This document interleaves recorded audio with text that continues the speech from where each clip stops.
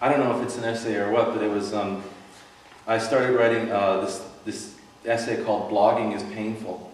And I put in sentences from my blog, which is at unreliablezygote.blogspot.com, and also sentences from a work called I Care Because You Do, which I ripped off from Richard D. James, Aphex Twin. And so here we go, blogging is painful. Blogging is actually very painful. Okay, laugh now. Sound of 1,000 babies clearing their throats. I dressed as Indiana Jones for my preschool Halloween party. Programs are a good way to talk about this, which I'm not talking about and won't be talking about. But what I want to say is that when a person blogs and they know that a few people might read it, relate to it or not relate to it, all the things that come with that, there is a pain in being aware of that. They make me cry and knock my head on lumpen wood. Blogging is a means to connect to others, but it's definitely a disconnect also. We need to shift the warlike energy associated with politicians' names over to sexual energy. Why shouldn't a person be taught to love? You are looking at a Flickr album of your friend with Terrence Trent D'Arby in Cancun. You are thirsty again. You get up to leave the house to buy Fresca. It is a lousy substitute for social interaction.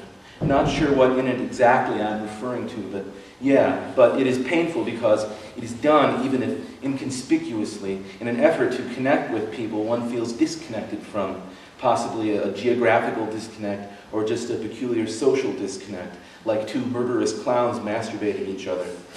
It is painful, even when done anonymously. I'm actually lucky to have been born when I was, because if I were a kid now, I would probably be on every ADD drug under the sun. There are probably as many different kinds of disconnects as there are blogs. Period the water or bracket the air. Of course art does cause change, or maybe I just don't care as much. The geographical disconnect might include people who live too far away to be physically touched. Then Perry Farrell all of a sudden jumps off the stage, and next thing I know, dude's fucking suplexing me like I'm some fucking Cornish game hen. And then I'm laying there with fucking asphalt-encrusted yogurt all over my face, and Perry Farrell is all back on stage, and he's flying down, a tapping his elbow, which is the flying elbow smash. I like the type this way after all. It's like viewing the poem through a pair of binoculars. I kind of don't care about that thing from before there was this thing. They would be driving a golf cart alongside me, yelling encouragements on my daily 10-mile run. So built and not demonstrated, it lassos the comely moon. The social one might be peculiar, say, in the guessing that who goes into in the guessing that goes into who reads this, or who reads this who can't be communicated with in any other way. They send out signals that mingle around various salons of intelligently synced up pattern holes.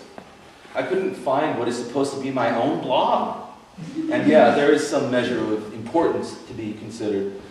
Blogging might actually be the least cathartic form of publication. What should I have for lunch? This could be affected by a lot of variables. I hated the Chicago Bulls. I might be totally wrong. I also subscribe to a loose idea of being committed enough to the process that one is willing to write things that are potentially stupid, embarrassing, or even petty. But the transmission of a blog post carries with it an expectation of not only an instant readership, but one that will instantly, because this is the internet after all, reply with a counter-transmission. Will you please reply in no time like Richard Dreyfuss obnoxious right now? Is it necessarily only achieved through Google sculpting? I wonder if the other patrons can hear me under my breath. Very naughty, and yet the listener can't decide it's naughty without a certain amount of presumption. One could blog in a completely nonchalant way.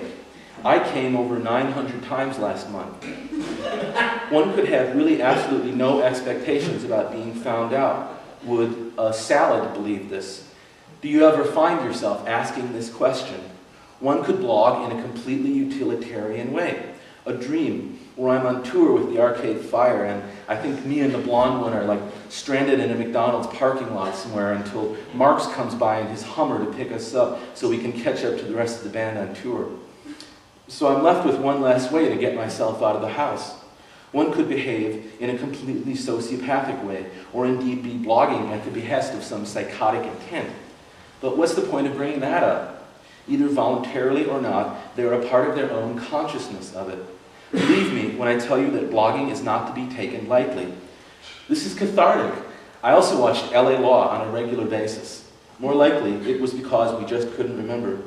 I would like to now bifurcate that sentence a bit and just say that the blogging of literally billions has implications which almost completely eclipse the implications of blogging itself.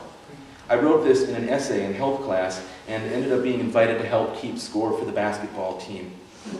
But maybe all of life is beautifully harrowing, and the implications of communication, of the digitized message in a bottle that any blog really and truly contains. Aphex Twin is playing it and writing this, and then looking at the monitor with part of the words covered by a smudge on the monitor. Blogs are meta-containers like Russian dolls, and do require maintenance.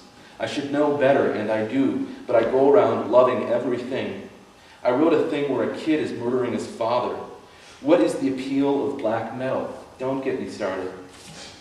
A dream where I had to go back to my dishwashing job, where somehow I was obligated to, and there was no way of getting out of it. And looking in the sports section at an article about how Stephen Wright is actually a really great athlete.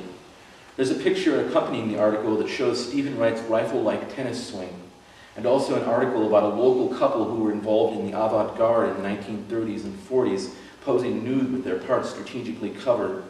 And I'm yelling at Ross in my father's living room, loudly complaining that there's no way I'm going back to that job. He's trying to explain to me how the person they have now comes in late, calls himself Mr. Bumblebutt, and uses the wrong exit to leave. And I'm getting really upset, but then I wake up, and I'm very relieved. How would a serial killer's blog read?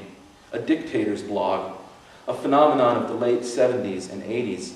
I once masturbated in the back of a bus in Ireland. This will be the only item here that involves me masturbating. I mean, it's good and necessary to have a philosophy. When I was a kid, I had a staring problem. I do creepy pretty well. We are nearing the end of summer, when the blogging is done and the living, it's easy. How would a virus's blog read? I don't quite understand when people say, I haven't written anything in a long time. If a virus could blog, we would not understand it. We would not be invited readers. I'm not good at knowing whether someone is joking. That would be too lateral, passive. There's a level at which this is all rhetoric. What a virus wants, of course, is direct contact. I've always dreamed of being in a band of misfits where we play our instruments by not learning how to play our instruments. But the format dictates the expectation of the kind of shared experience that's peculiar to the internet. Today is my day off. What should I do? I think I have hemorrhoids. Today is my day off. What'll I do? Does blogging remind anyone else of shadow puppets? Why do I feel like someone out there is about to break it to me? Please be gentle.